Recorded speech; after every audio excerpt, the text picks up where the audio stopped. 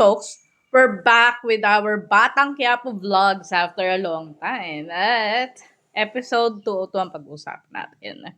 So, it started with David. Si David ay nakuha na nga yung tiwala ni Ramon. So, ang lakas na ng loob niya.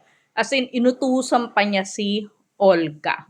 But of course, Olga wouldn't have it. And nagalit siya, syempre, na nag-improvise si David. At pinisil-pisil niya ang sugat ni David.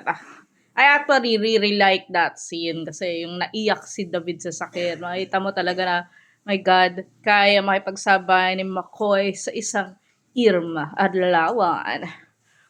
Fast forward to, of course, inisip pa rin ni Rigor, bakit narinig niya yung pangalang Tanggol.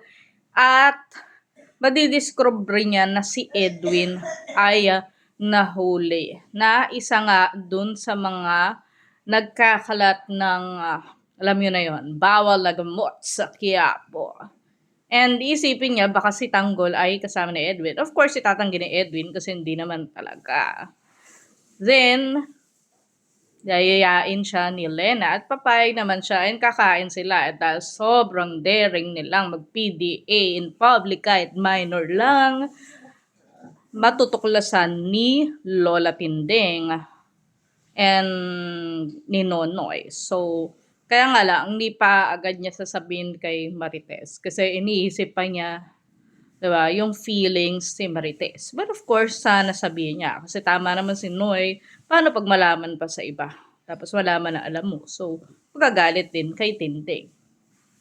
Then, finally, meron tayong scene with Tanggol and Bubbles na ando na nga sa resort owned by Dinky Doo. Yabadabadu, di ba? Pero, kasama din niya si Ines Veneracion.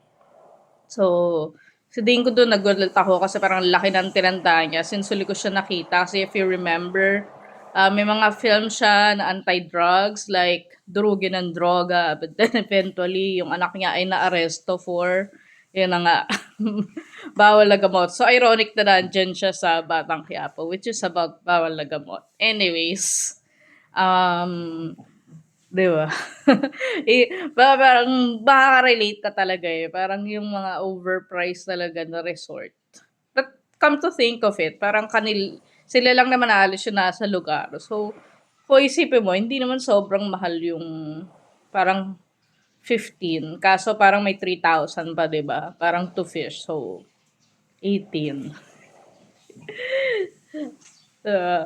So, ayan, yun lang. Ang pinaka-paborito kong scene dito, syempre, yung, di ba, woman handle ni Olga si David. Kasi talagang, know your place, bitch. Yun lang. Sana hindi matanggal sa FYP tong video kasi nagsabi akong B word. But anyways, bye.